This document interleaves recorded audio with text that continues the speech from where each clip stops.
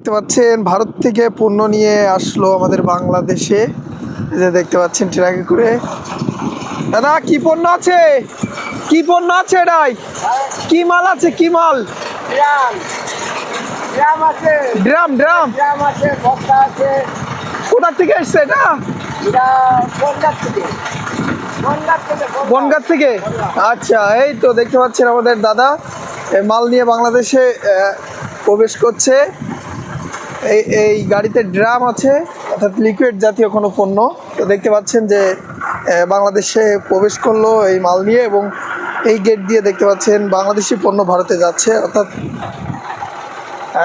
বাংলাদেশের সাথে আমাদের যে আমদানি রপ্তানি বাণিজ্য চুক্তি হয়ে থাকে কিন্তু এই গেট দিয়ে।